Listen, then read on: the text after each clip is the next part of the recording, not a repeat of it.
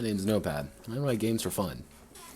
Now, it's been a few days since I've streamed. As you can see, I've been on this thread on the 4chans for a while. Let's see actually how many times I have actually chatted in this. Oh, 23 times, 22 times, 22 times. Oh wow, that's a lot of fucking posts. But I've been helping people sort their homebrew stuff out, and I have also been working on what the next project's going to look like. Now you may be wondering, what is it? And that's Project Tactics. Project Tactics is somewhat taking a cue from a few games that I've been playing recently. Because I've been playing a lot of Kenshi recently. For those who don't know, Kenshi is a game about trying to survive in the post-apocalyptic world of nightmare, sadness, and depression. Well, it's mostly a squad-based game, where you have your group of characters as you go out on wild adventures and attempt to save or just save the world, or just try to live in it. It's hostile, it's not fun, but the key thing is working as a group. You can't just solo Kenshi. That's impossible almost, unless you're some beefed up Superman, and even then, a peasant with a stick is going to beat you over the head one too many times and you're going to collapse. You're human. You need a group. You need a squad. And a combination of that, in addition to a few other games, such as the opening to this stream was Brigadine. Brigadine's my favorite PlayStation 1 game. Always will be. Always has and always will be. Because it's perfect. And Escalio is perfect. God bless Drist. And kind of a combination of that, a small combination of the recent influx of Bannerlord content through Mountain Blade, in addition to a few other games that I've been watching and playing recently, such as Lost Technology, which is a fantastic little Steam game, in case you've never heard of it before. Strategy game, really cool. And Romance of the Three Kingdoms, both of them, the Dynasty Warrior series as well as the RTK proper, which is about trying to take over ancient China, whether by effectively dabbing on everyone with your giant schlong spear, or by cleverly manipulating the AI to do terrible, terrible things to themselves and sacrifice all their troops in the mountain pass. But what does this all kind of come together for? What's the culmination of this? Goodness gracious me, I'm just yawning to the mic real fast. What I feel the culmination of this is Project Tactics. Now, what is Project Tactics? What do I want it to be? This is why I have my handy-dandy preliminary document open. I should actually... Project Tactics. Preliminary notes and ideas. So, what am I looking for? Let's actually say preliminary goals. So, I'm actually going to copy paste some of my usual goals. So I'm going to go back to, let's see. Let's go back to Granbelm. We all like Granbelm. Preliminary notes. Do I have the goals? I should have the goals. No, I don't have the goals. Why don't I have my goals on this one? Oh yeah, this is the one document I don't have my goals on. God dang it. Fiddlesticks. Preliminary notes. Consulted creation. Primary goals.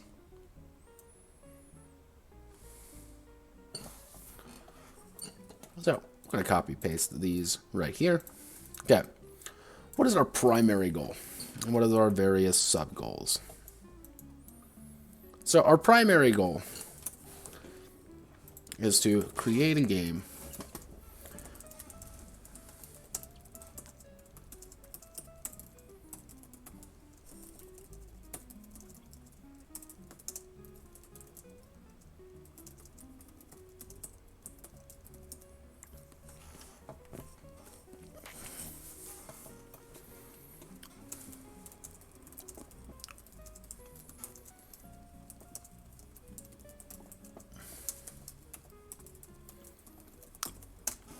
Okay.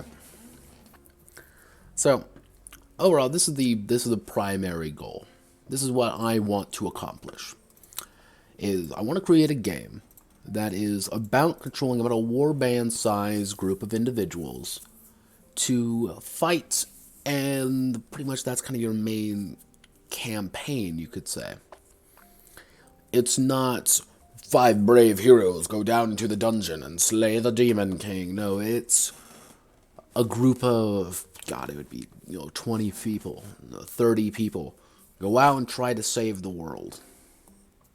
Go out and try to make a quick buck. That's why I say I'm channeling Kenshi a little bit in there. Because, kind of fundamentally speaking, it's hard to feel like the hero when it's you and, 30 of your mates. And one of the other games I'm kind of drawing from is Final Fantasy Tactics, another fantastic game that's perfect in every way. In addition to things like Tactics Ogre, Let Us Cling Together, most specifically, because that's the one I played. These games have a huge focus on the players as well as the soldiers that you command. You become attached to them. I distinctly remember my crew in Final Fantasy Tactics, who I took to the very end game and fought tooth and nail to keep them all alive, having to restart missions when I was 95% done with no casualties except one person getting absolutely their shit kicked in repeatedly. I was going to protect them. I was going to save them. Because I cared about these characters. I loved them. They had no dialogue. They had no personality. They were pixels. I should not have cared about them as much as I did, but I did. Because each of them was important to me. Now, you may be wondering, well, isn't this kind of like Final Fantasy, Fire Emblem? Yeah, a little bit. I've been channeling a little bit of Fire Emblem in this. But my overall goal is to get that feeling of being part of a larger squad without having to sacrifice the players not being able to lead one. Because effectively, the core goal is that every player is going to be a captain of a squad. Pretty much a captain of a small group of fighters under them that they will fight and contribute to the battle in their own sense. And those are the player characters, the captain. For 2 reasons. Now, this is important. One, your captain is also fundamentally outside of being your main character, you also have a group of people that you want to take care of because they're your kind of sub-characters. They're the one that you're going to adopt in if your main character were to die. So you want to take care of them all, and you'll make sure, like, hey, these are my boys, because the more experience they get, the higher level they get, and the more important they become to you. You don't want to lose your level 5 Super Knight man because he's cool and badass and you love him to death. You don't want to lose him. He's too perfect. You just want to keep him safe, away from everyone else, but you gotta put him in the battle. Why? Because that's his job, is to kill people for you. So it's this back and forth is what I'm looking for, of loving your squad but not having your squad be like this fundamental, like, oh, the players are not the squad, each player is a squad. I think that's the best way to word it. I'm talking to myself right now. So let's see. Let's do our sub goals. Let me talk quickly to those who don't normally play tabletop RPGs. These are kind of like my, if I can actually type correctly. These are these first 3. Actually, let me see, yeah. There we go. These first 5 are kind of like my primary sub goals. These are the ones I always put in them. The first one is the system should be easy enough to be taught quickly. I don't like games that are really overly complex. And I don't like them for 2 reasons. My first main reason is that it really puts people off. It's really hard to convince someone, hey, you want to play this new game that I made? If they look at it, they're like, oh, there's 300 pages of rules. Oh, no. So it's kind of hard to get people to really invest in that. So I like to be able to teach it in one sitting, effectively. This isn't like, okay, here's your homework for the night. That's why how I try to reduce really complex math. Pretty much anything other than like a 2-3 step math problem, I try to take out. You know, or any multiplication or division that is higher than about 2, 3, even up to 5, I try to cut out. I don't want anyone being like, well, you have to divide your endurance by 6 and times it by 3, and then you get your proper health. Like, no, no, stop that. Wiffle ball bat. Stop it. Sub goal 2. System should be playable in under 2 hours and used for online play. That's for me. Nobody else. I've alluded to the fact multiple times that how I play games is a little bit odd, and that's why. Because I do mine primarily online. My players are spread across a few time zones, and I only usually run 2-hour games.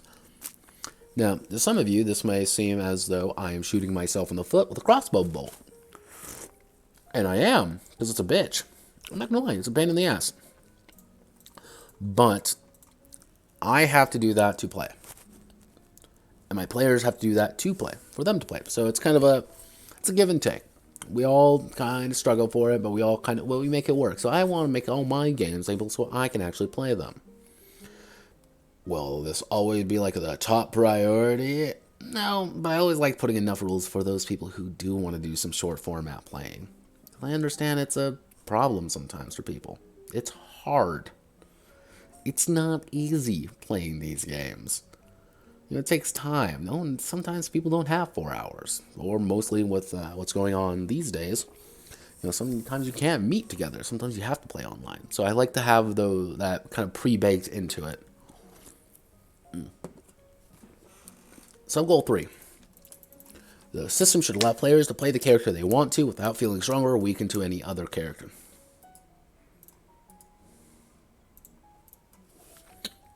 What this effectively stands for is I don't want to create ivory tower design. Because anytime you introduce ivory tower design to any game, you have failed. You say, but what about D&D? No, stop it. Stop, bad. I'm going to hit you. Ivory Tower game design, for those who don't know, is the act of making optimal choices in games. It's kind of been bandied about mostly with things like 3.5, and even you can argue 5th edition, a couple other games, even including things like Magic. And the core idea is that there is the optimal way to play. That if I want to build a fighter, I have to go down this very specific feat tree, do these very specific things to reward players who practice system mastery. I've never liked that. Partly because I'm bad at that, partly because I want to play the character I want to play. Here's something terrible here real fast, there you go. And I don't want to play the character I don't want to play a build. If you wonder what these terrible noises, I have a nail that's bugging me. There we go. I want to play the character I want to play. I want to play Brugo the Barbarian, who runs in there with battle axe in hand and loincloth, proudly displaying everything that you don't want to see in a man named Brugo the Barbarian, as he smashes and kills his way through the crowd. Not play Brugo the Barbarian, who has a +3 to his melee defense, because he has to have a +3 to melee defense, because you have to pick these 5 feats under this. No. I want to do what I want to do. I want to select the super axe swing ability, even though it may not be the best, because it's cool and awesome, and I have the super axe swing ability. Fuck you. So that's kind of my... everyone should play the character they want. No one should feel like, well, I am obligated to play this one.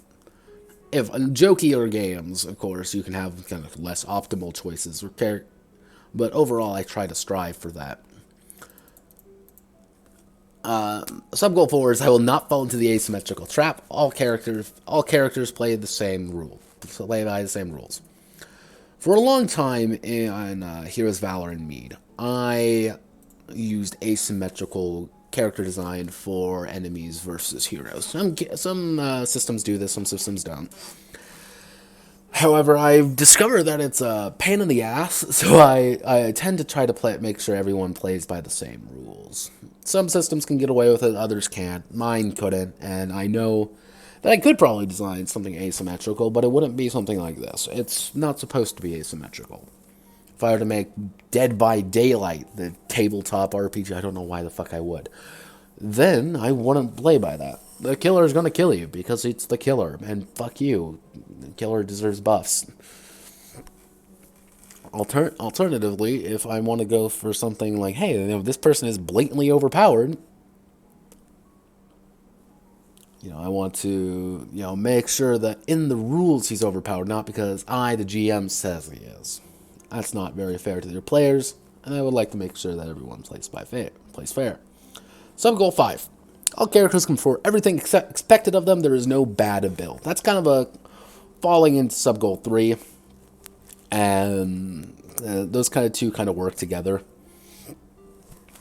But what sub-goal 3 and 5 effectively say is, you know, stop. I don't want ivory tower game design. 3 is effectively saying, I don't want when I play a fighter and you play a fighter, I want us to both be effective, even though we may play very differently. You may be a spear fighter who's agile and quick, and I may be a big old axe fighter who's big, tough, and can take a hit.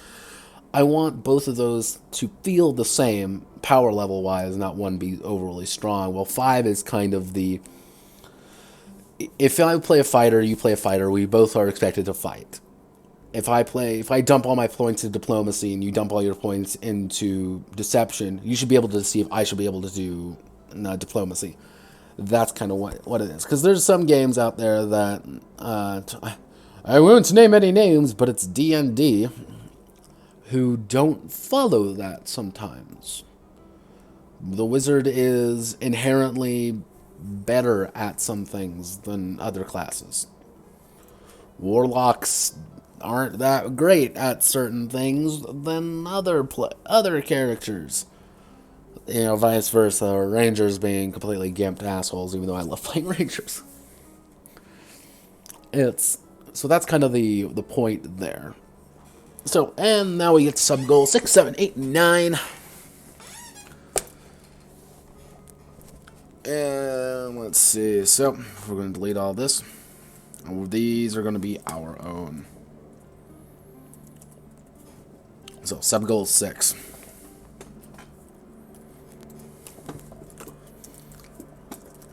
All players should have the...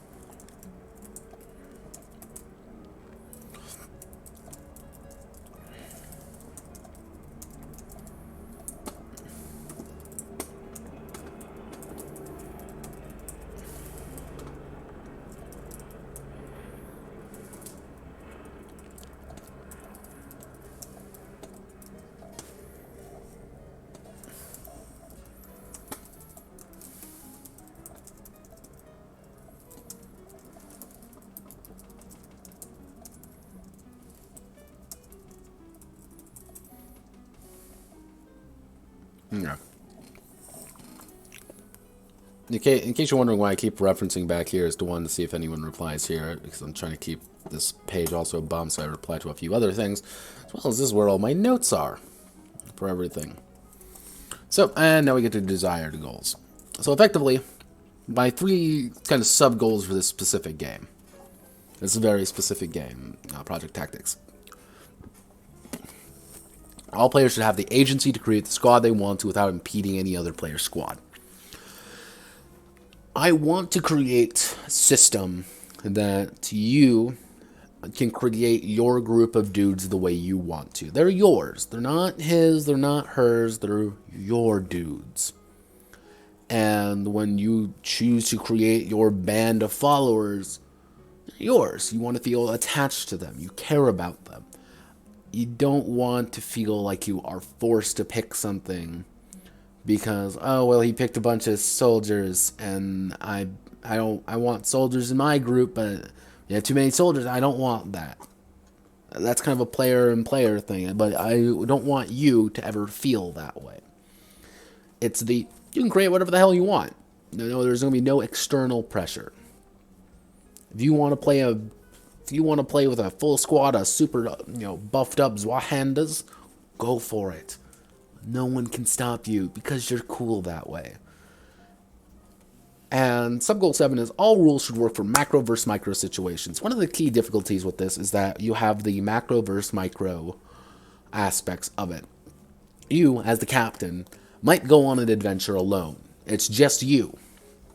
It's just you and the other player's captain. So it goes from 5. However, you may also be in the field, which is going to be you and your 5 guys, as well as the other player's 5 guys. So you have a band of, let's say there's 5 players, 30 people. Walking around the countryside, fighting monsters, dealing with enemies, yada, yada, yada. It's a war band. So the rules should account for being in both situations. If your captain is fighting a skeleton, the same rules should apply that if your squad is fighting a group of skeletons. Which also ties into sub-goal 8. There should be no way for a character to tank an army. One character, an individual person, should not be able to fight an army group, pretty much a squad, in a fair fight without them being really goddamn skilled. And even then, they're going to take wounds. They're going to be very injured. Yeah, you cut through 5. You cut through 6 guys single-handedly because you're a badass and cool. And everyone thinks you're a neat dude who does cool things and wants to fist bump you because you're cool and totally rad. That's cool. That's nice. We like it. Neato burrito there, champ. You're not going to be able to fight 100 fucking skeletons. That's not a thing. I want the power ceiling to not be, one man can beat an army. I want it to be you need your army to actually fight another army, which I'm going to put into the desired goals. Being relatively low fantasy with optional bits for magic. All the rules will be designed around medieval warfare,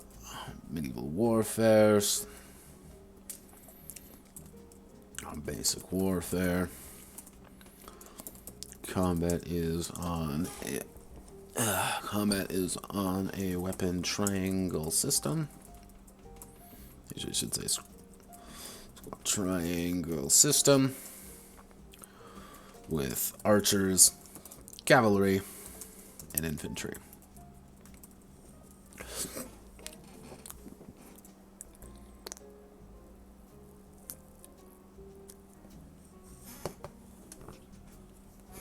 So, what do we have so far? I'm glad you asked. So, what do we have so far? Exalted Litany of Creation is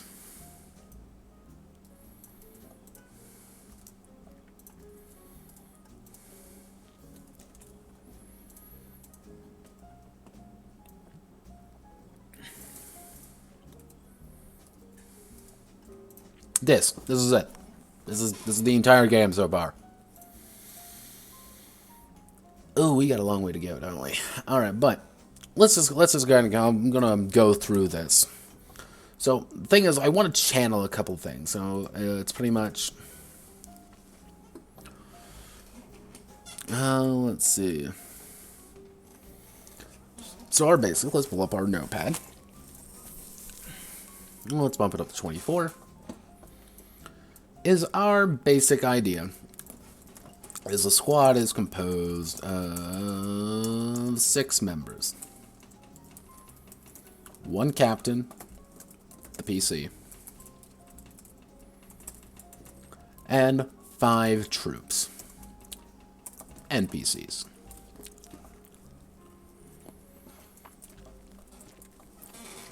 there are a number of classes available to the captains and subsequently their soldiers. Do I have the class system? Absolutely not. You expect far too much of me this early on, but I have the general gist of what I'm looking for. So, let me see. The captain has 2 classes combined, while their soldiers are derived from one of their classes. So my example is, let's say I want to play a wizard knight. Cool, we like wizard knights. I would be able to recruit mages and squires.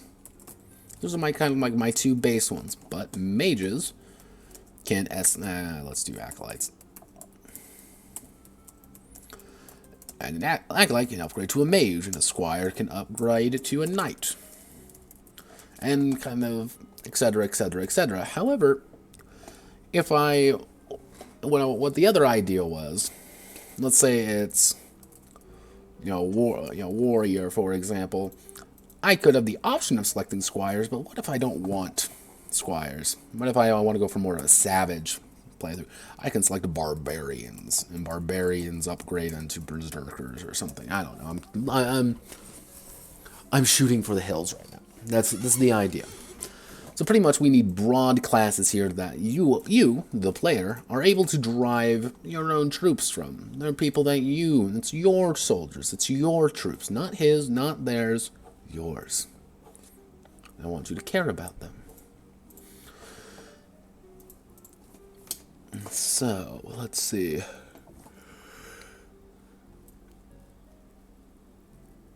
Excuse me. It's gone. So, each character is assigned a number of attributes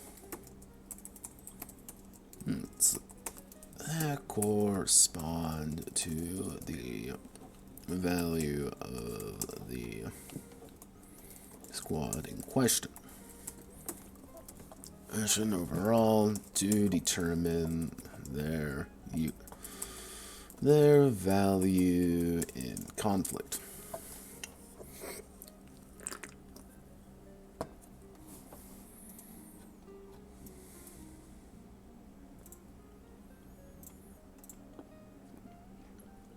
God, people want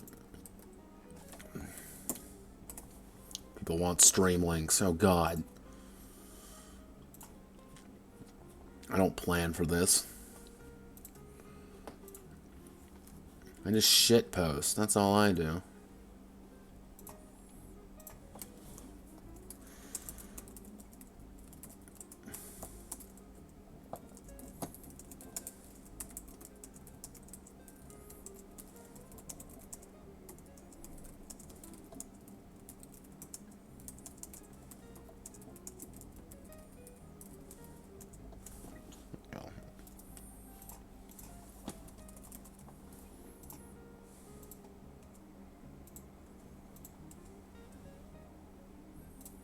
Let's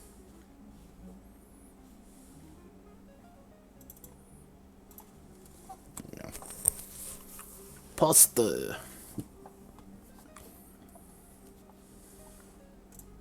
Alright. So let's see, each character sends an attribute that corresponds to the value of the squad in question overall to determine their value in the conflict. So if we go down here, actually, I did have a set of basic attributes, just as I did. So we'll do strength, toughness, dexterity, and tactics. These will be kind of my basic, basic ones. What I may put in is something like morale, but I don't know that quite yet. So actually what I'm going to do is I'm going to just copy paste, not hit that button like a complete mongoloid, because I'm a dumbass. Tab. Let's see. Let's see. Let's see. Welcome aboard, single viewer. I think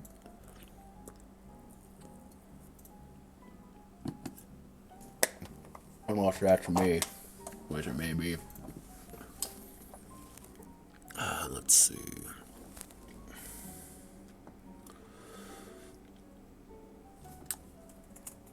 So,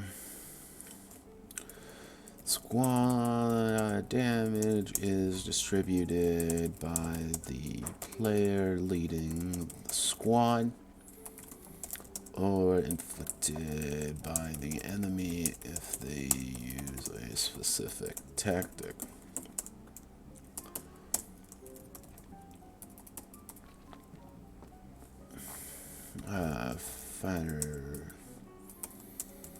Fighters perform at 100% until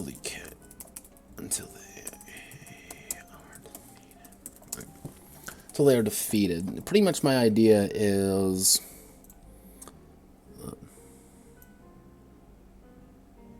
oh.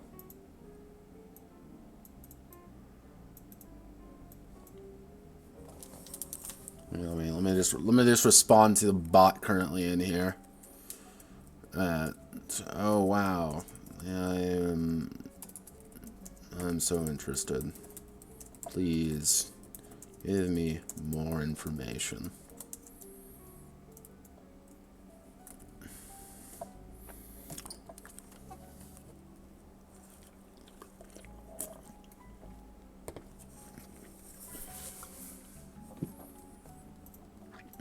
There we go, because I'm a jackass. Fighters perform at 100%. Actually, I should say troops. Troops perform at 100% until they are defeated. Let's see.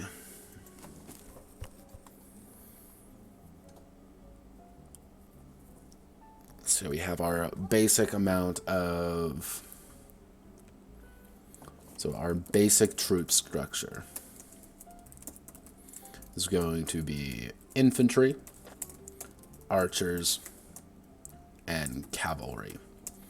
So cavalry beats archers, archers beat infantry, and infantry beats cavalry.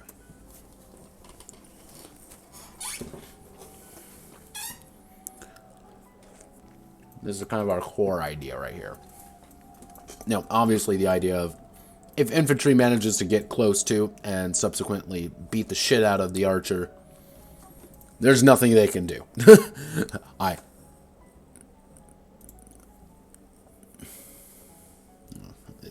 did it. No, wait a second, I used the wrong ones. There you go.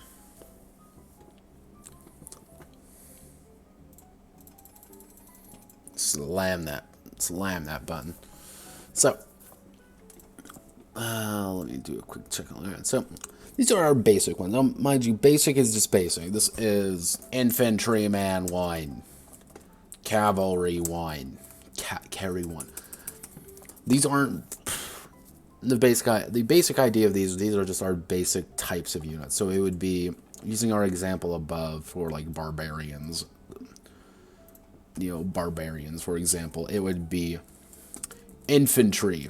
Actually, it would be barbarian, infantry, squires, infantry, knights, cavalry. You know, that would be the basic idea. Or it would be like acolytes. I should actually make that ranged. Or you can use magic or something. I don't fucking know. But those are kind of like my basic ideas, kind of going from 0 to nothing.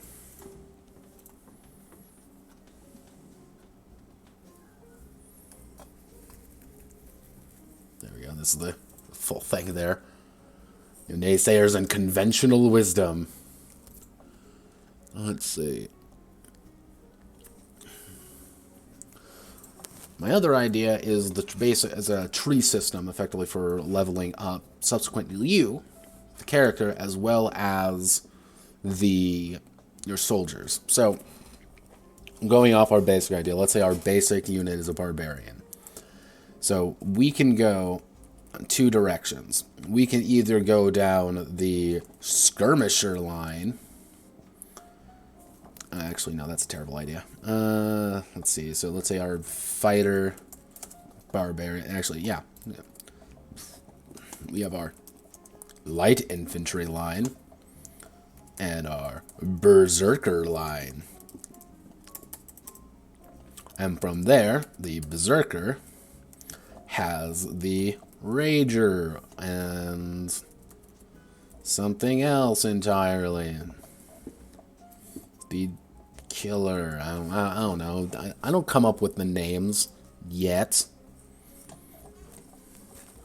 But that's kind of the basic idea, is a gradual tree being made of class 1, class 2, class 2B to class 3 AB, BA, or BA or BB.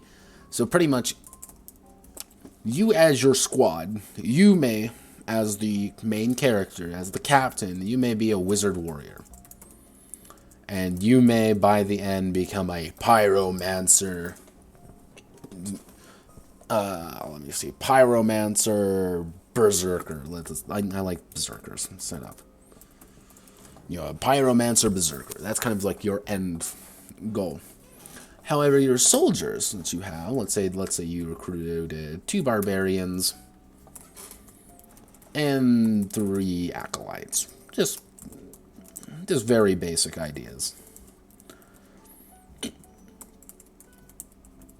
Now, your barbarians here, you may have upgraded them into champions. They're a lot more bigger and stompier.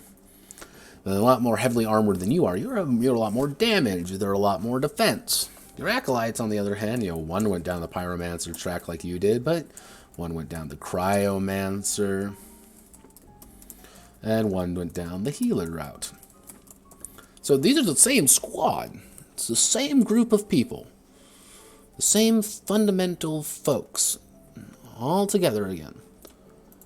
But they've just become different. They're, these people have names. It's, Bob, Rob, Stan, Stella, I don't know,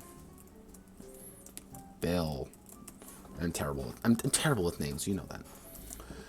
You've gradually learned, Bob the Barbarian has gradually escalated from Bob the Barbarian to Bob the Champion. He's a big lunk of metal, along with his best friend Rob. Bob and Rob, your champions, who are side by side to you and always defending you and always kicking ass, taking ends. They don't do a lot of damage, but they don't need to, because you're there to rip and tear through the enemy ranks. And you have your 3 mages in the back. You have your cryomancer, your pyromancer, your healer. Your spells you're kind of more diversified. You got some people to patch you up. You also have people to, do a lot of damage. You kind of cover some of your bases that you're maybe not weak, you're maybe not strong on.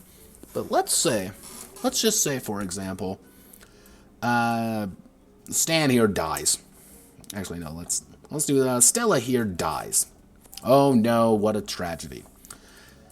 You have to recruit one down if you want to replace. So let's say you're in tier 3 for all of these. So, actually, let's say tier 2. Again, this is all preliminary stuff. This is all basic before we even begin the difficult part of actually, writing it. This is just the ideas. So you have to recruit someone new. So you only can recruit an acolyte. And you then now have to wait until they level up to get something bigger. But let's say, for example, you recruited, let's say you're up to tier 3 and you got a pyromancer. You can't respec them into a Cryomancer. You can't respec them. Anyway, that's what they are. I can't say, oh, well, I don't want Rob to be a champion anymore. I want him to be a berserker. You can't do that. So you're kind of locked into these trees. So it's just like, you as the player, have to make kind of a compromise, an idea when you hit that level, tier 3, tier 4 of play. Do I want to just go down my tier list? 1, 2 step, a step. Get something that's effectively going to become me, or maybe like one slightly different thing. A little bit more expensive, but again, they're stronger overall.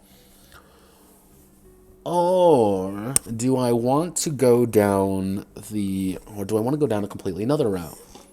I won't be able to get a Cryomancer unless I start from the beginning again. So I'm going to have to recruit someone who is brand new and maybe not very good.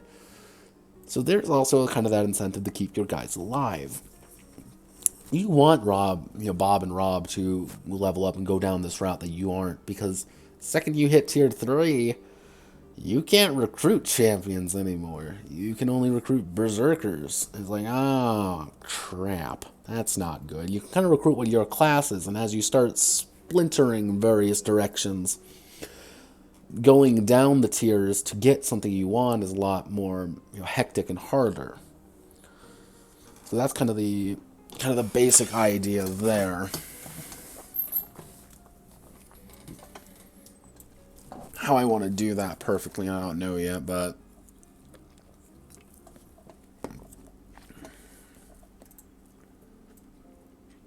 so I'm actually going to do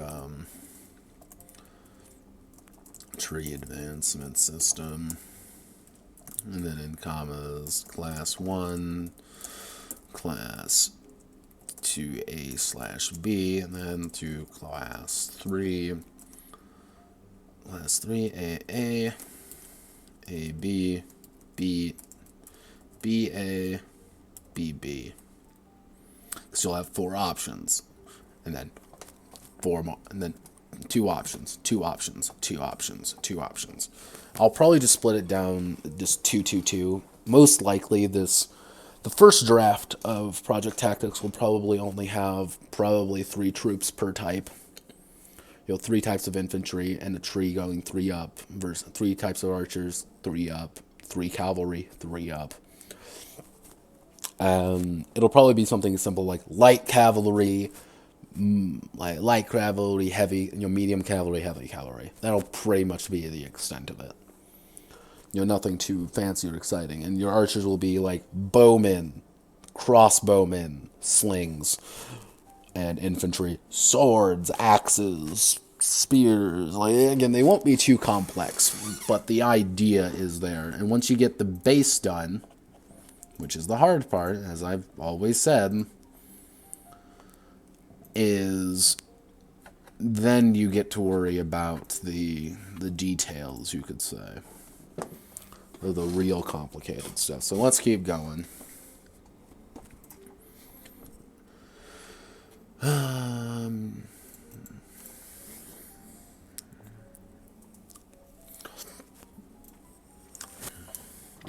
So I kind of have my, based on what your class is. So I'm going to need a number of classes. Yeah, we're basic. So overall, I do say skill system is redundant. Kind of having like a super extensive 20 plus skills I don't think would be overall useful to anyone really, because again, how can you use that in the micro? How can you use that in the macro?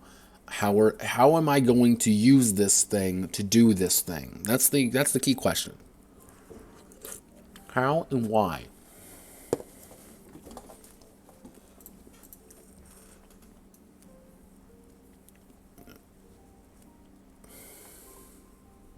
All right, Etank.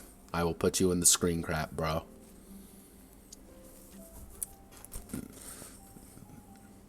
I wonder if I can be. Let's do the real meme hours. As you can tell, I'm a really good Twitch streamer, and I totally know what I'm doing, and I'm really good at this. I'm not really. I just talk to myself usually. Where are you? Fuck.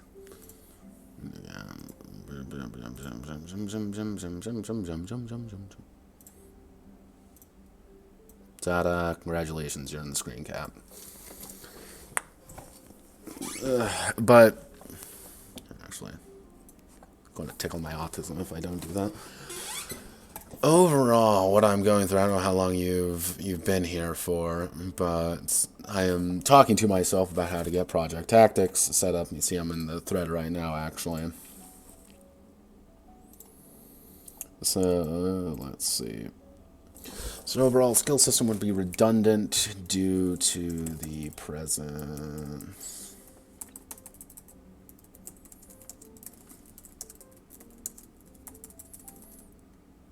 I'm also going to notice I'm going to misspell a whole lot of things because I am a complete fucking moron.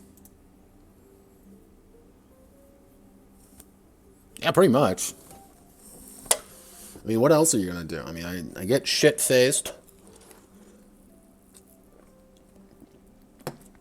More power to you, brother. And I personally haven't played Etrian Odyssey. It's bad. Everyone has apparently played Etrian Odyssey except me. And I'm just like, you know what? Screw it. I should go play it. And let me snap my back into place.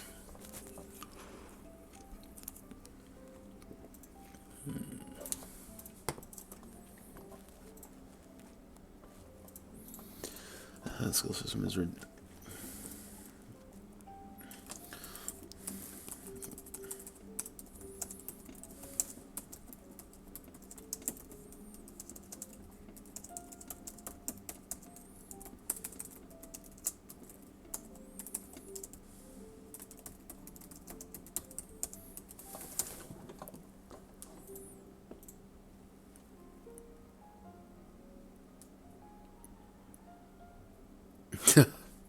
I can respect that.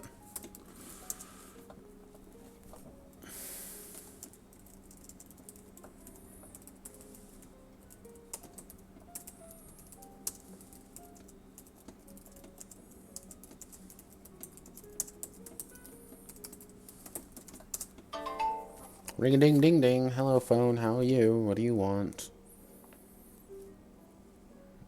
Oh, yeah, I'm still here. Ring ding ding ding. Ring ding ding ding ding ding.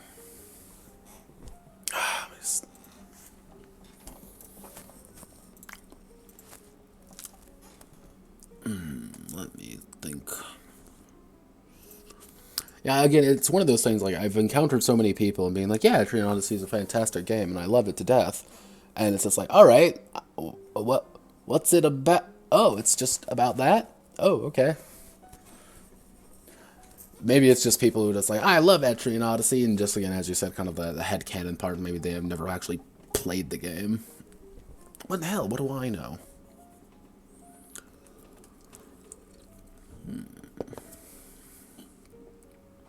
Pretty much what I'm thinking with the skill system in kind of a larger sense of the word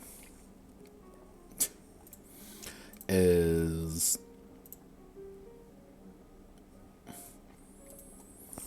Yeah, kind of the larger sense of the word with the skill system, what I'm thinking of is a really simple system, not like, hey, I have a +3 to my melee, or I have a +3 to my range, or a +6 to whatever.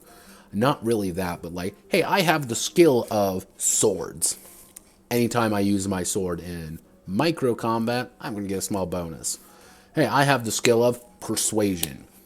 Anytime I'm doing something persuasion-wise, I get to roll an extra die. Something similar to that, kind of easier to understand. I think that would be the best overall, due to the fact of it has to be... Everything has to be applicable to the macro scale warband combat, as well as the micro scale captain on person situations. Those have to work together.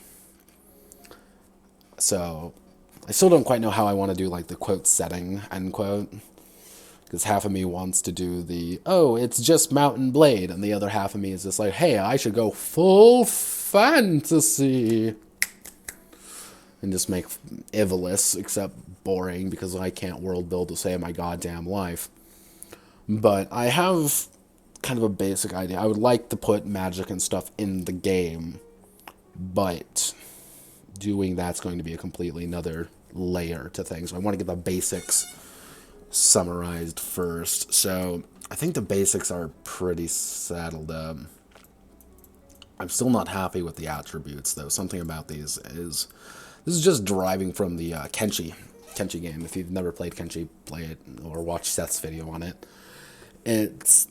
But it's only 4 attributes, and those are strength, toughness, dexterity, and perception. And it makes sense for that because every single action in that game is based on those 4 attributes in one way or another. If I'm carrying someone, I'm using strength. If I'm getting hit in the face with a bat, I'm using toughness. If I'm using a sword, I'm being dexterous. If I'm shooting someone with a crossbow, I'm being perceptive. There's no roleplay element there. There's not like the charisma stat because you don't need it in Kenshi. So kind of attribute-wise, I had to replace perception with tactics just for the sake of not losing my mind. Because overall, how I'm picturing... I don't even have a dice system yet to give you kind of how early this is. But what I was thinking of is either kind of like a basic 1d10 system. So it's 1d10 plus your attribute, versus 1d10 versus plus opponent's attribute. There's a really simple opposed system. And the idea is if 2 squads clash, so...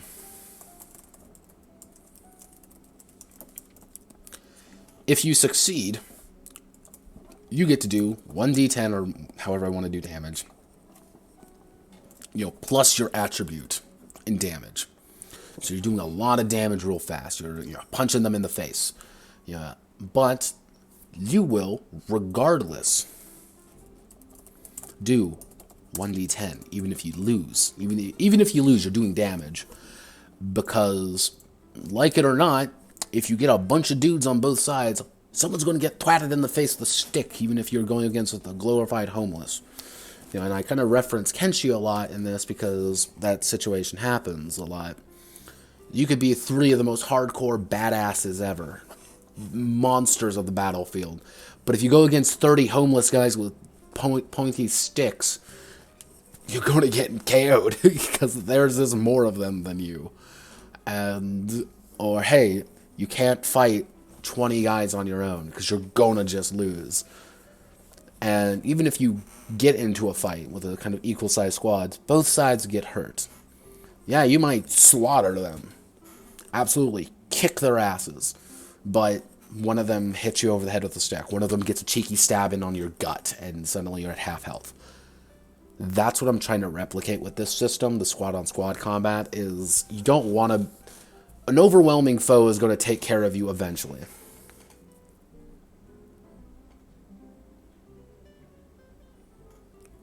Sort of. So, the key idea, if I scroll up a little bit, there's going to be one captain. There's going to be a captain, and he's going to have 5 troops in his squad. Kind of, this is just my basic numbers. And there are multiple captains. So let's say you have a group of 5 people. You have you and your 5 friends, and you're the game master or whatever. Player 1 is going to have his squad. Player 2 is going to have his squad. 3, 4, 5. Everyone's going to have their own squad characters to play as. Each of them, the captains are what we would consider to kind of be the main PC. They are the main player character. Each of them has a squad. And each of them is kind of subdivided. All the captains are working together, obviously. Or maybe not, depending on the situation or how the GM wants to do that, obviously. But together you are the war band. All players, all the people leading troops are the war band. And you're kind of individually moving troops. Now, if you've ever played a war game of any sort, 40k or Warhammer Fantasy, effectively each player is going to take control of one of the squads, and they're going to be the ones moving themselves around to position themselves right. And the goal, you could say, is out of, let's say, again, your 5 players, you might have a wizard's knights, and you might have a rogue wizard, and I still haven't come up with class names. Apologies. And each of them are going to further subdivide their own troops, which, if Mage Knight McBadass Man gets his squad murdered, he's going to have to recruit more guys under his own direction. He's going to have to recruit his own people. That's his problem, not yours. If you want to recruit more people to your specific group, go for it. Yeah, that's cool. You know, you're getting stronger, you're having more forces, but it's harder and harder to control. That would be kind of my one thing. If I were to do it, it'd be on the captain's tactics score is like how many people over you can have, or up to a certain amount. Like, let's say the average of like tactics 3, you can have 1 additional person. Tactics 5, you can have 2 additional people. Ideally, a system like this would lend itself well to a... Effectively, if your players came to you and said, hey, we want to play the Mountain Blade tabletop RPG, then you'd be like, oh, alright, you can play the Mountain Blade tabletop RPG. That doesn't need to exist at all. Or, hey, I want to play Brigadine RPG, because Brigadine's the greatest PlayStation 1 game of all time. Or we want to play Lost Technology, which is one of my favorite games I've played in a while. Both of which you should definitely check out. But that's kind of the basic idea. And of course, it's one of those things, like, you can have a lot of ideas. If you're wondering why I keep going back to this, I'm double checking the page number to make sure it's bumped so I can reply to everyone's.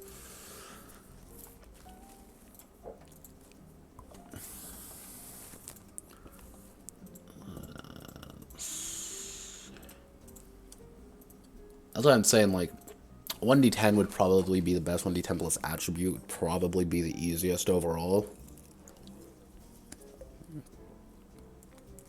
If I was feeling frisky, I'd say 3d6, but I don't think that would be useful here because you don't have as much attributes. A little bit swingier might be the best overall.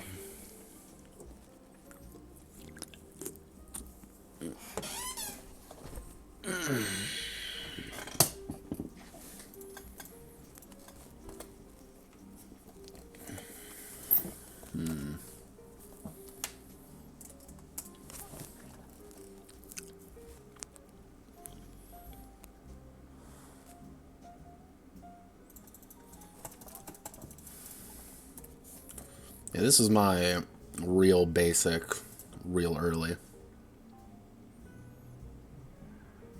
Exactly. That's kind of the pitch. Again, if you were to put a gun to my head and say, okay, you gotta run this game, what setting would you put this in? I would say something in the idea of, again, definitely not Final Fantasy Tactics, definitely not Tactics Ogre, definitely not one of these multiple other games where the players are either part of a larger force or they're kind of in service to their own ends.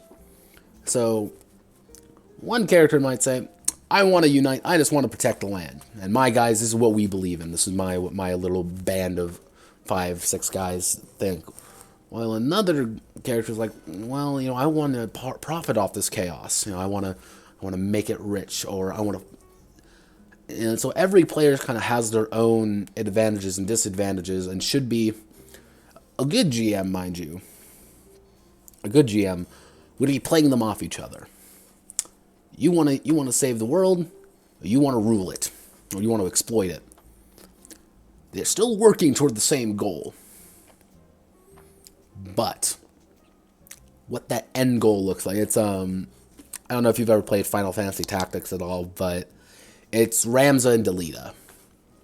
Overall, they both have the same idea. Perfectly the same idea. How they chose to do it, how they chose to do it, very, very different. And hell, like, again, Final Fantasy Tactics is one of my favorite games, like, bar none, because all the characters you meet have their own agendas, but sometimes the agendas are the exact same, just how they approach it is different. Even Brigadine's another good example of it. It's a PS1 game, Grand Editions, you can emulate it for like nothing. But there are all the factions want to destroy the main bad guy. All of them. But the Kingdom of Escalio is run by a literal madman who just wants to kill everyone because he finds it amusing. While right next to them, the Kingdom of Almechia is technically ruled by the young prince. They can ally together to defeat the big bad. Not that they want to, but they're both in service to the same goal. I'm not saying like everyone's running their own kingdom or anything. God, no. This is an Adventure Conquer King system. Jesus. I already wrote one game like that, and I don't want to do it again. But that kind of goal of, we're working together, we are struggling together. That's kind of the basic, that's how I would GM it at least, is that, yeah, you are working with other players, you're working with NPCs to achieve your main goal. If anything, I might write I have an old setting in place for something like this. I might just steal that. Go fantasy Spain. They never went anywhere. If you know anything, if you learn anything about me, is that I am a big Spainaboo, and I do love me some Spain. Why? Because it's so criminally unrepresented part of good old Europe. It's always Germany or England. Nah, give me that conquistadores. Give me those good old Spaniards who hate each other more than anything.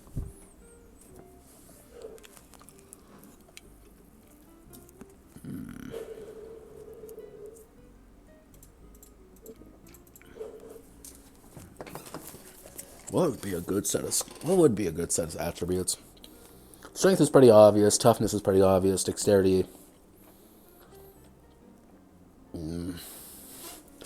Let's actually.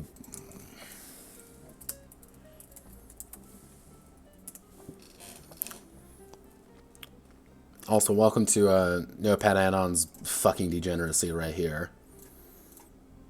These are all the games I've written in one way or another. So, gaze upon me and wonder why I haven't shot myself yet. So, what game would I be looking under? Darkness, maybe?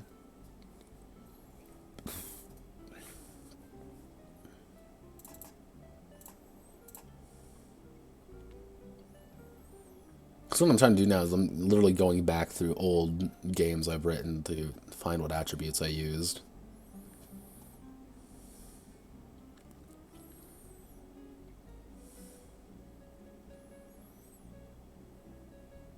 Let's see, Twitch, toughness.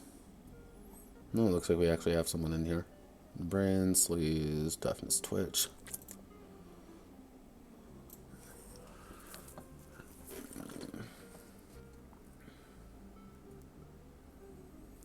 You didn't have any attributes. Of course you didn't.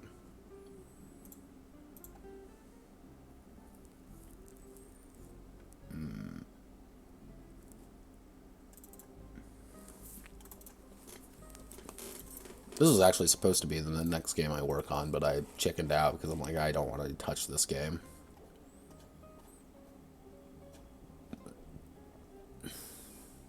Because it punched me in the face and made me cry. Physical, social, mental, reflexes, fate.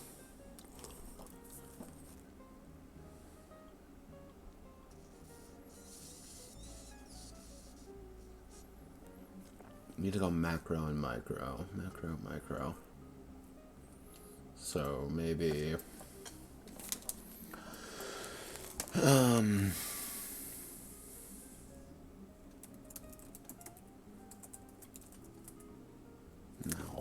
that's not gonna work.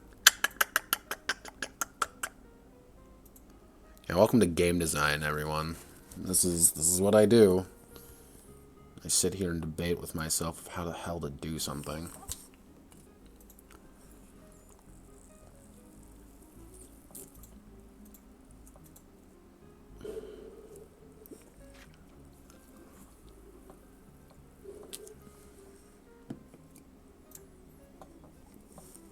I wonder if I have anything in my big folder of games and stuff.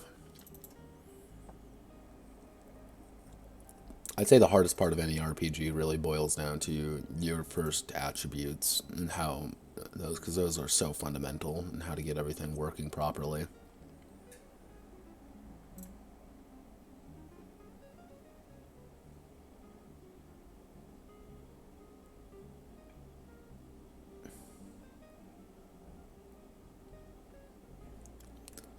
Oh, sweet Jesus, is this who I think it is? Yep, I do believe it is who I think it is. Hi.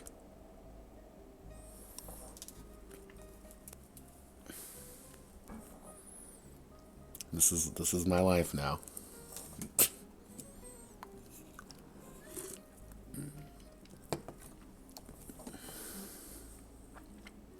If you have any questions, feel free to ask as I stare at a bunch of documents.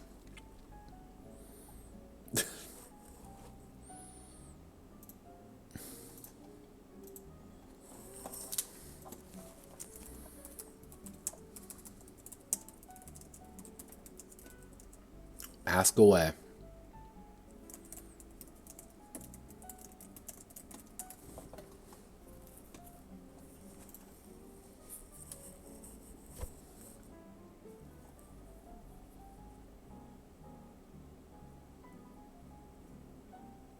And that goes for you too, Tanks. If you got any questions for me, feel free to answer. I know you've been working on your Etri and Odyssey stuff, so if you have any questions or any other projects you've been working for while I bang my head up against the wall.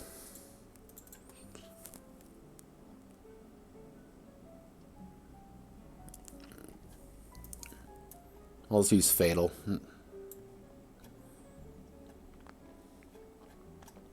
Yep, there. That's the secret, everyone. I figured it out. I'll just use Fatal. That'll be my attributes. God. Pendragon, maybe?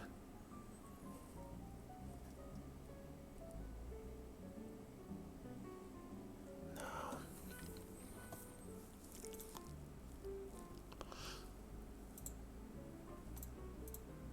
Because the thing is, I can see it. I think that's always the hardest part with these things. I can see what I'm looking for.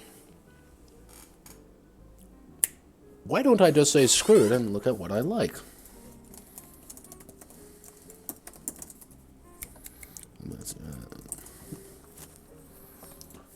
Tell me what your stats are. Final Fantasy Tactics. It's not experience points. There's a lot of stuff, but overall we have...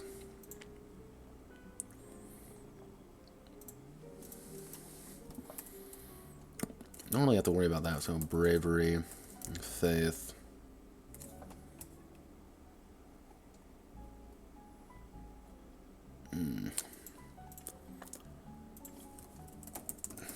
Next, ogres. Give me what I'm looking for.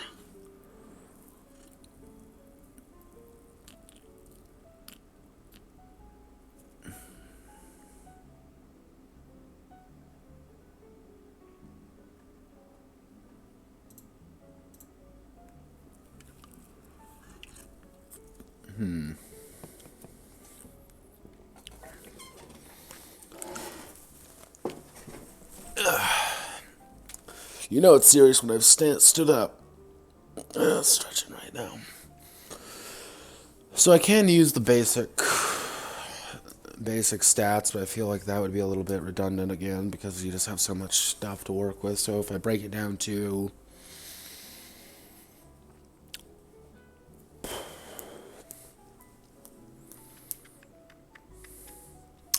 body,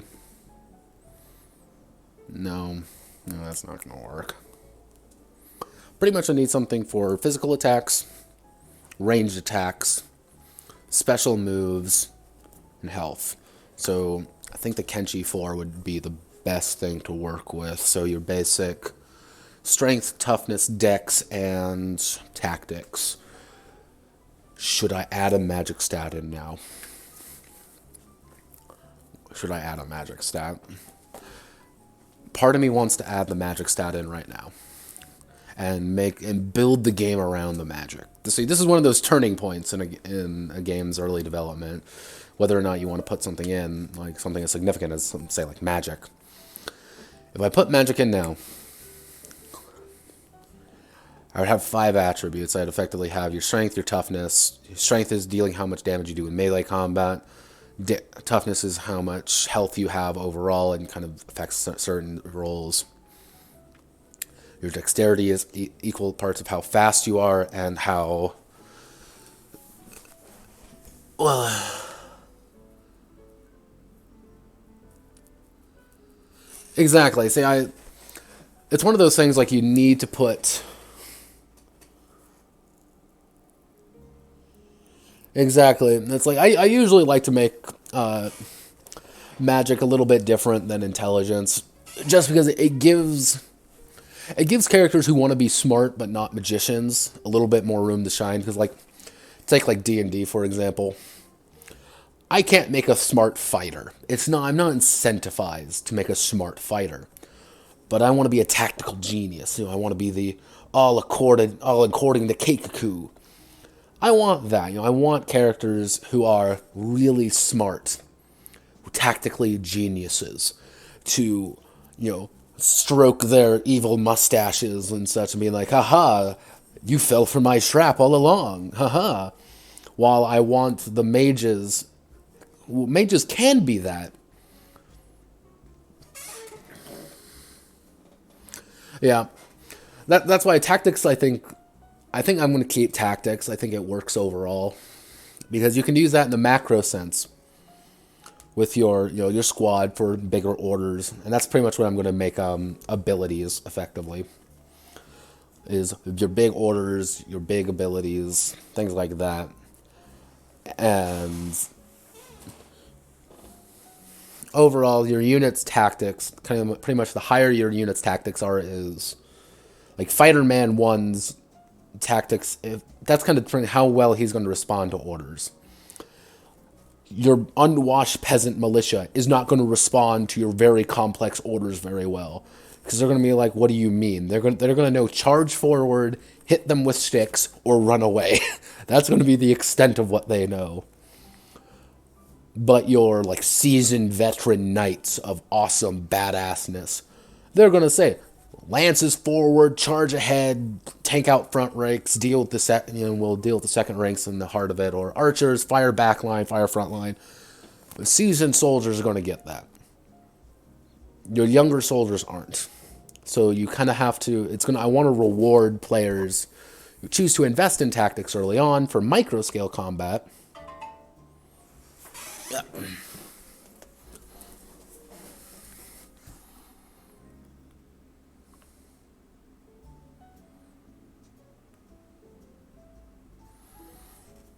Cast magic good, all that. Yeah, attunement might work. Yeah, I think, attunement. That's a pretty good one, so. I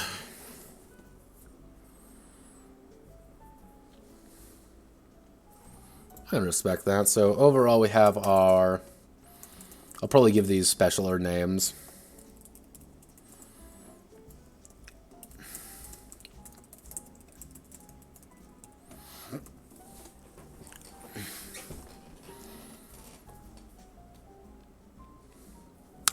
See, that's one of those things. I usually don't like making a setting strictly for a lot of my games. Just like strictly like you have to play in this kind of setting.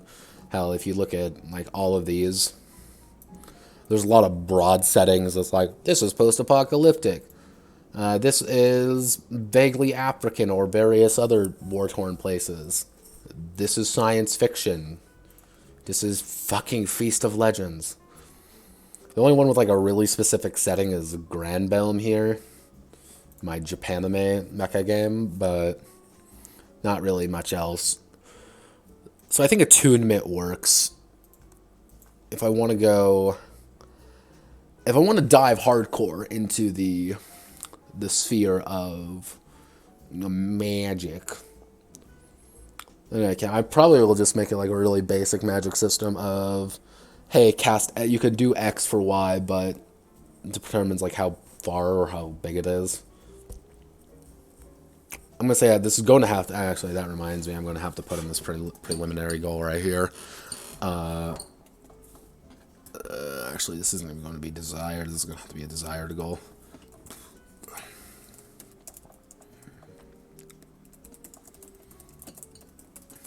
I'm going to be aping a lot of those classic strategy RPGs quite a bit to get the basic idea behind, but I think attunement works.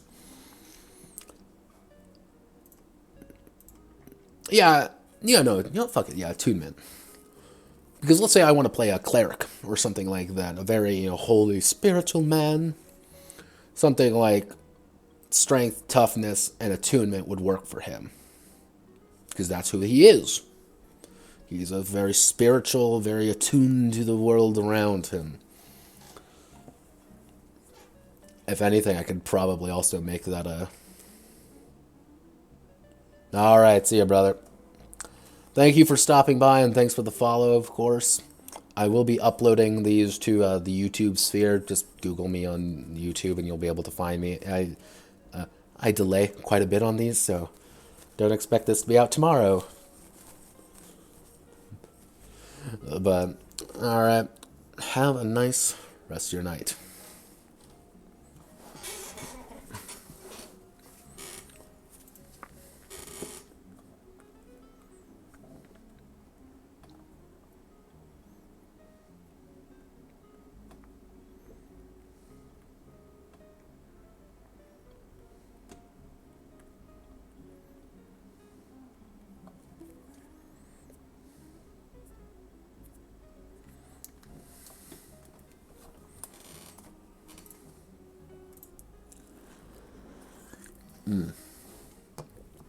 Some good stuff.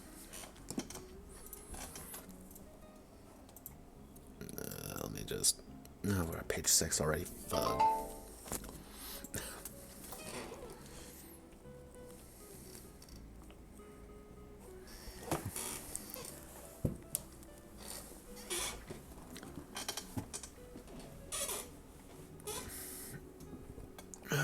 Let's see. Strength, toughness, dexterity, tactics, attunement. Ah, I like attunement. That works.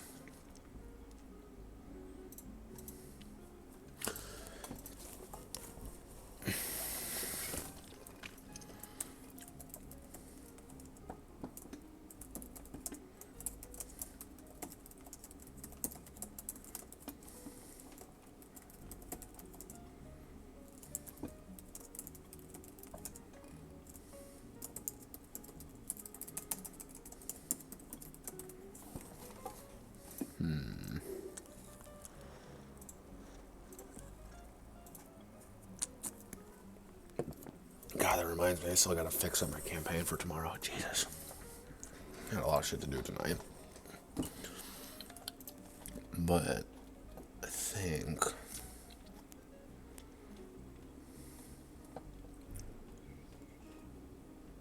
Yeah, okay, I think this works.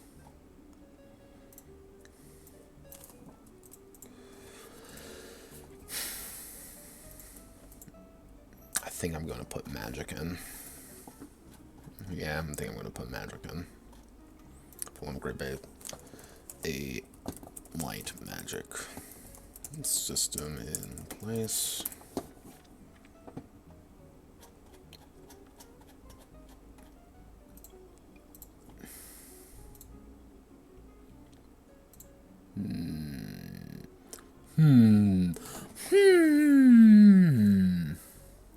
You know what? Let's actually do a...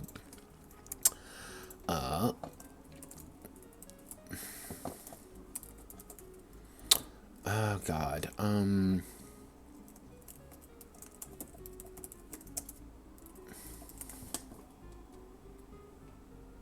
Nope, that's not it.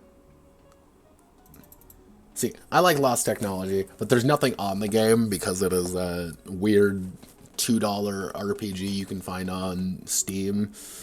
It's jank. I'm not gonna lie, it's jank. But Final Fantasy Tactics classes. Give me classes. Tactics Ogre. Classes. Give me Tactics Ogre classes. Mounts and Blade. Classes. Multiplayer classes.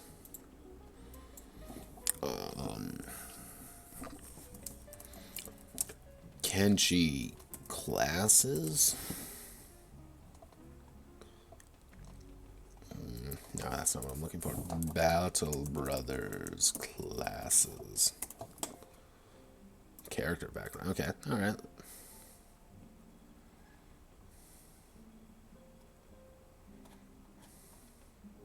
Okay, so let's just do some basic searching around. So Archer, Arithmetician, Bard, Black Mage, Dancer, Dark Knight, Dragoon. Ah, crap.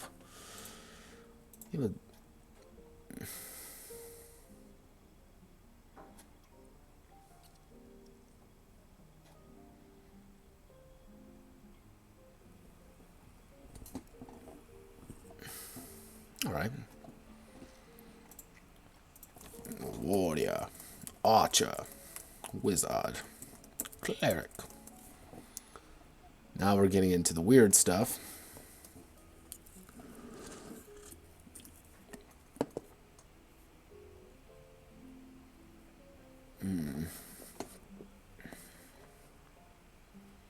What's our main classes? Give us our main classes.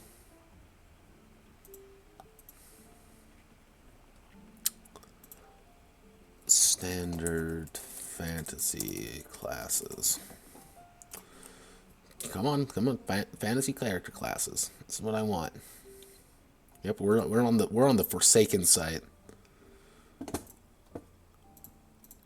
We're on that dreadful little site called TV Tropes on a quest to find things.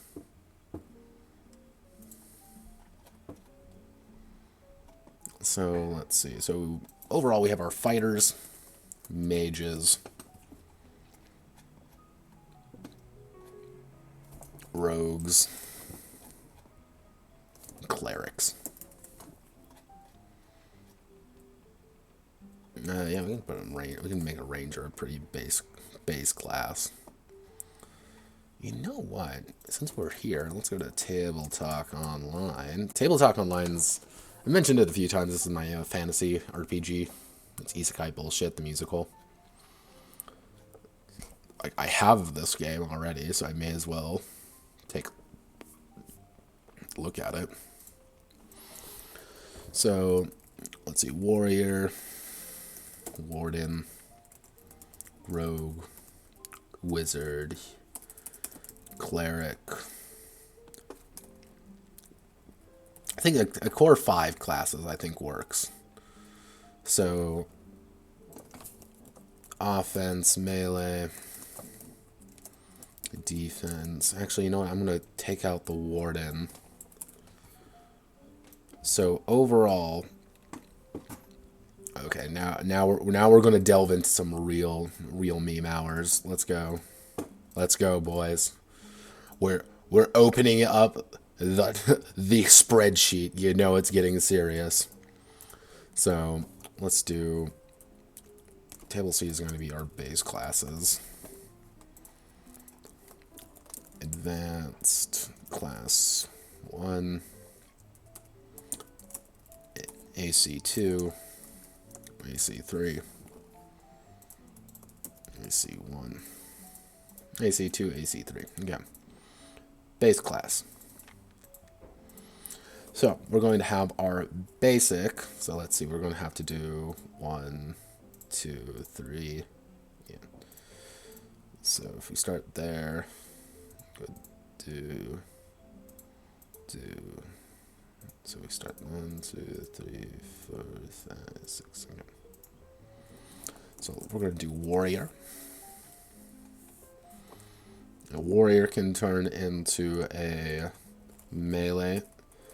Can turn into a offense focus, a defense focus, which can turn into a glass cannon, heavy damage dealer, and the defense focus. I'm gonna have to move you two down a little bit, move you up a little bit. Oh god, okay, nope, we're on to bloody hell. So warrior, we're gonna have to do defense, offense.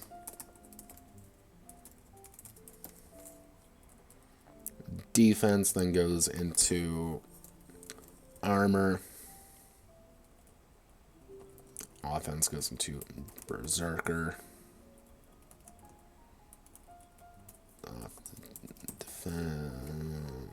How do I want to do this?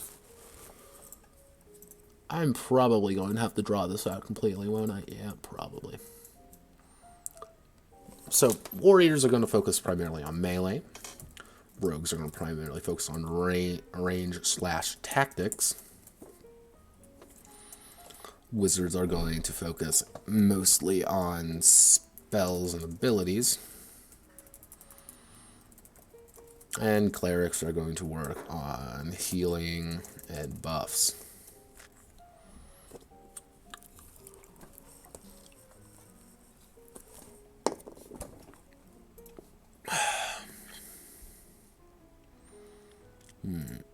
So, let's see. Probably put the ranger in. So, the ranger deals mostly with ranged, obviously. Let's see. Final Fantasy Tactics classes. Tell me your classes. Well, jobs, technically.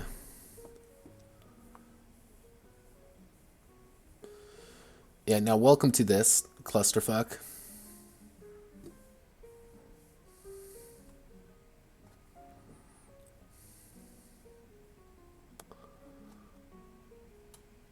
Let's see.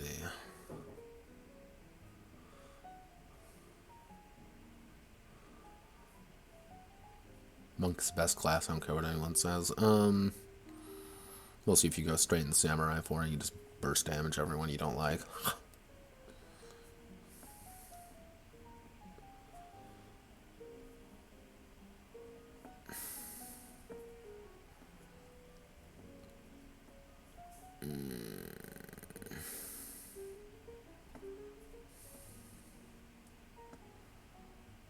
Let's see, God.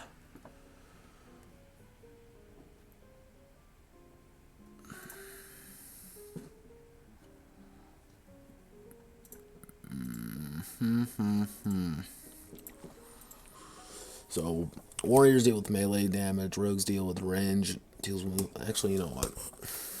Rogues deal mostly with tactics. Wizards deal with spells. Clerics deal with healing.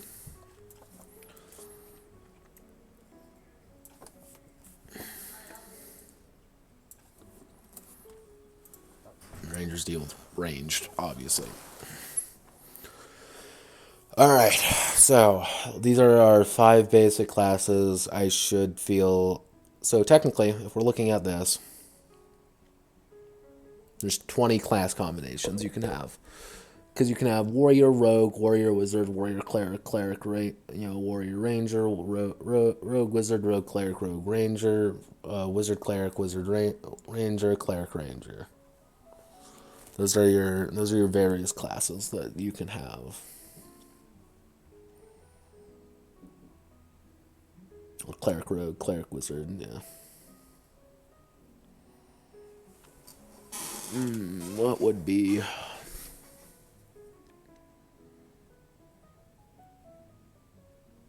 So overall, I'm going to have to put in basic melee units. That's pretty obvious. Basic range units, pretty obvious. Basic rogue units, basic wizard units, basic cleric units. So let's just do our basic. So let's say squat. Let's say foot soldier. Foot soldiers, knaves, acolytes, clergy, and rangers. And rangers give archers.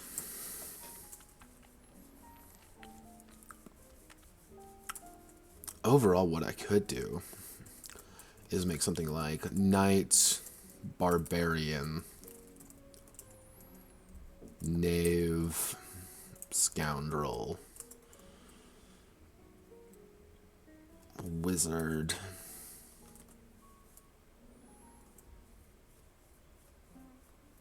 war priest, holy man, ranger, and actually I could do hunter and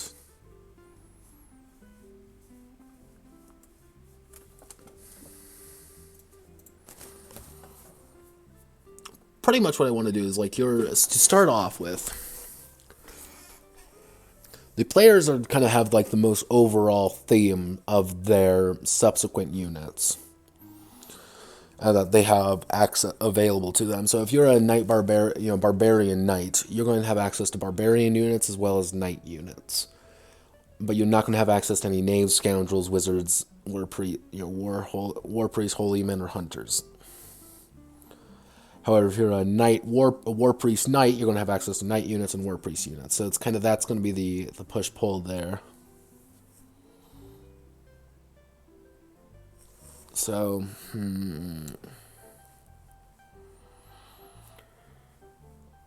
if we're going strictly off theme, just theme, nothing else.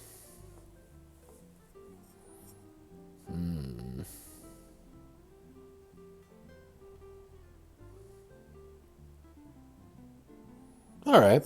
I think I have the basic idea of what I want to do. I think going with a lot of broad classes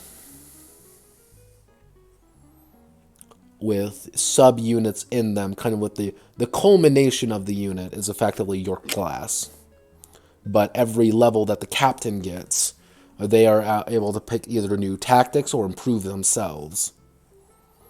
So a knight may gain tactics of like full charges or gain a bunch of defense if they, succeed at their tactics check or something. Alternatively, someone like a barbarian is going to be able to whip his men to like a frenzy or something like that.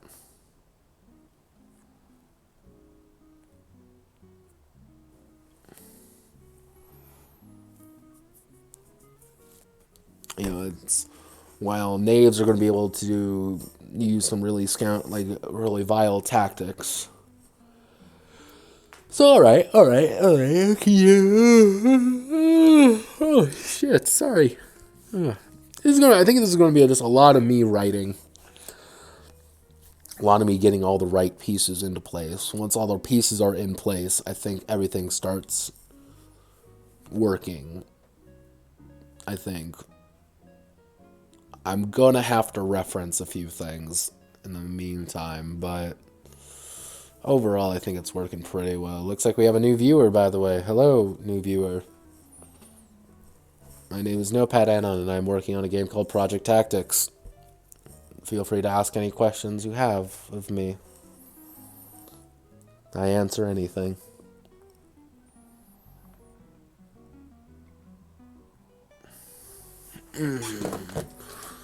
I'd be some basic what's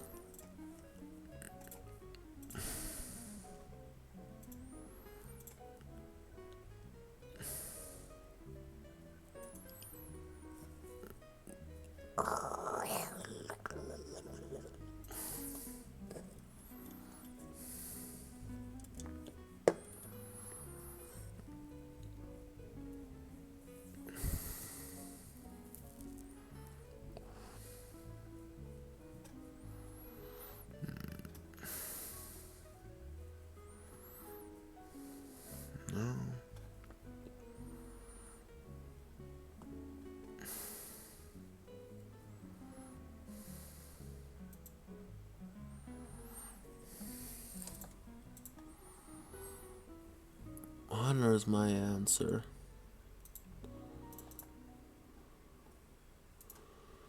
Render on the notepad. Give me what I'm looking for.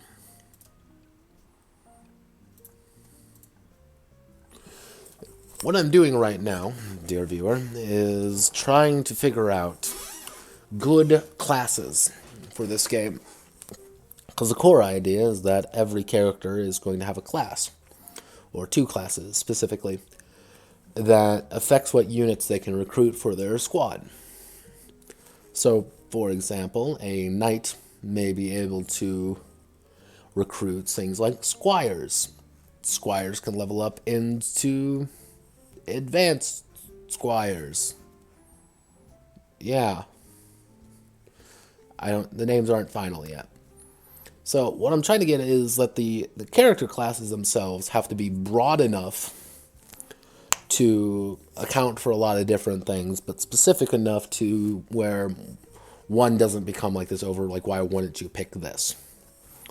So my current ideas are knight, barbarian, knave, scoundrel, wizard, war priest, holy man, hunter, and I keep going back and forth on how I want to handle the last ranged focused one. But what the bloody hell is going on here? Thanks. Hey, OBS, can you stop having a seizure real fast? Ah, golly gee willikers. Alright, there you go.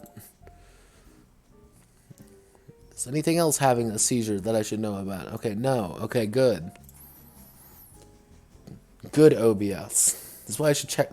Fun fact, this is why you should check OBS more often. Because you never know when it's going to try to stab you in the kidney. So...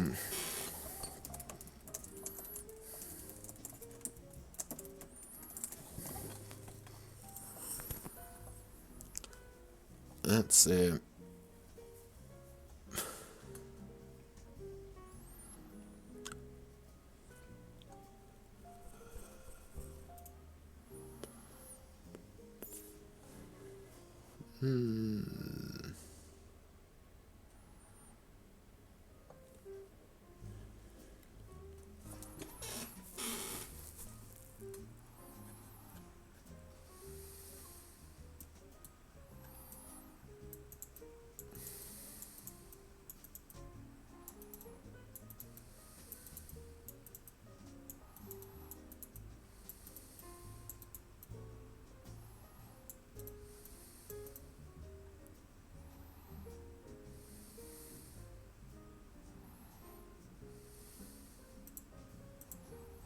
No, we're going to have to reference fucking Might and Magic.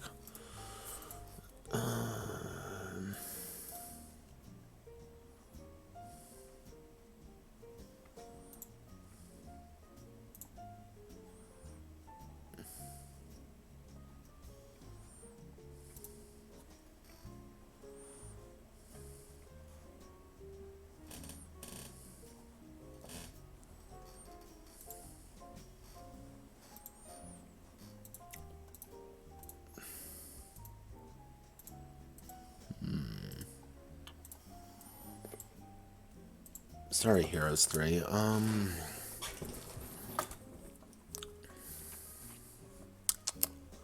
What are your classes? Give me classes, world. Come on, give me something.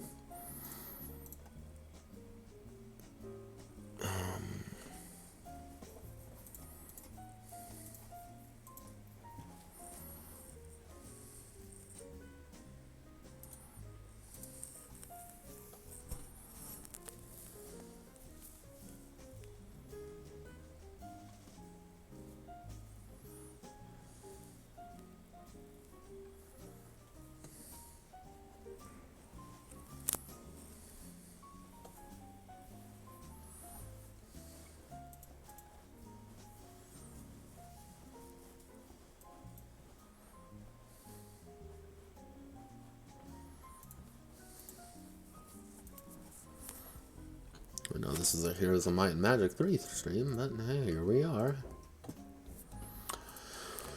Um,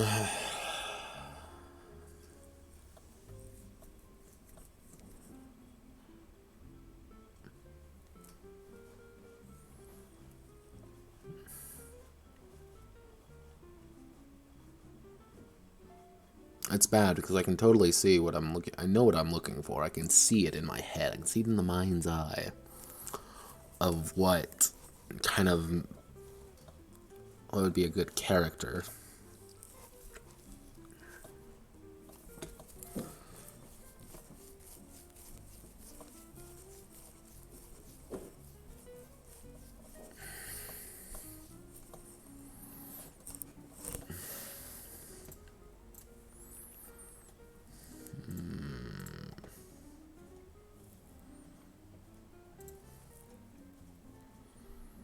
What is your answer? Render onto notepad. Give me what I want. What do I want? I want classes. Games with classes in them. Fantasy classes.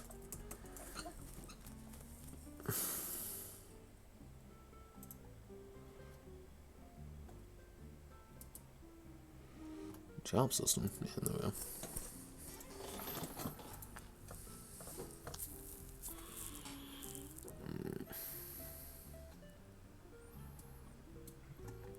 Oh, God, why do I keep going to this godforsaken?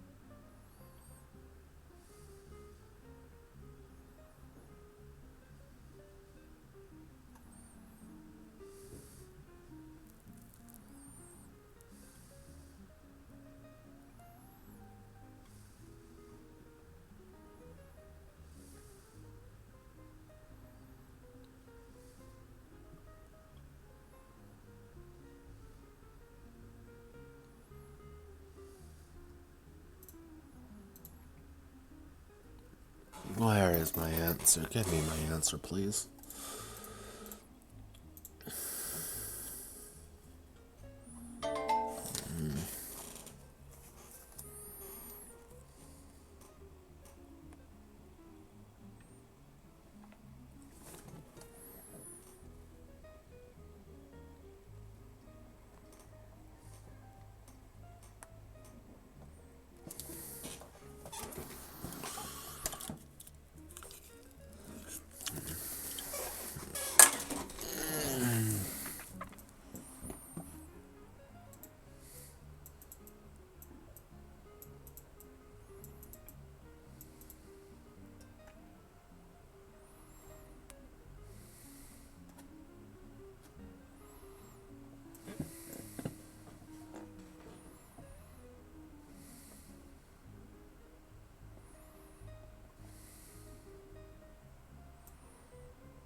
No, no, no. What am I looking at? No.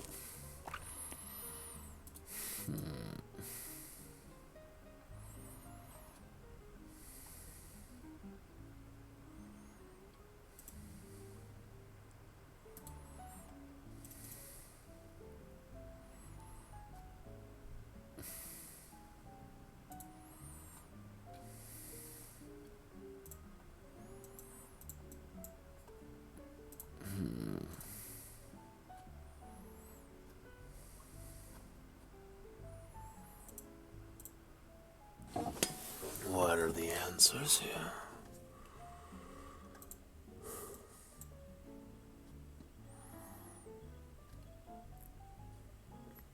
Alright. You know what? I think I'm going to call it the stream here.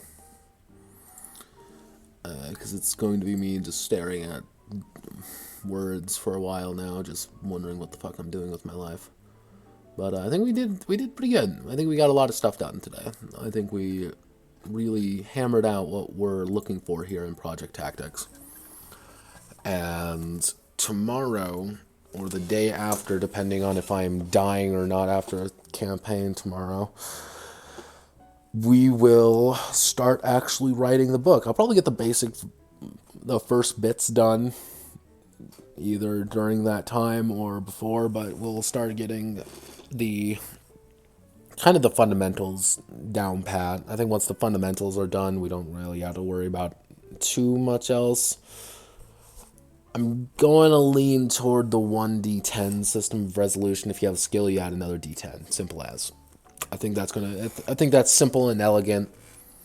Not too complex, not too hard to understand. I could probably go with a little bit more variation, but I think the 1d10 kind of works for it.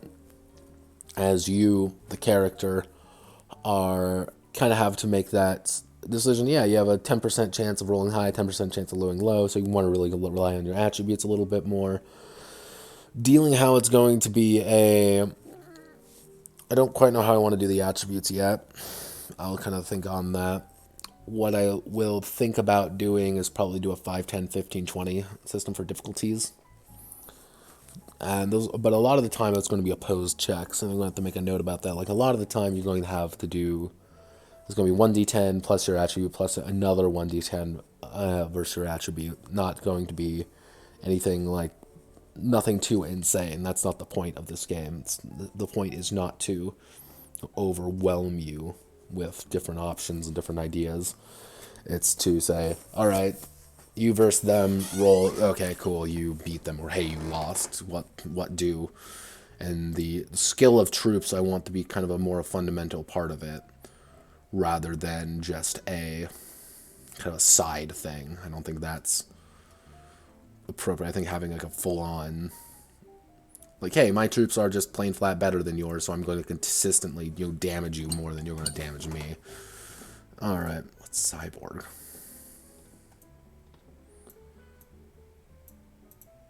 Okay, whatever.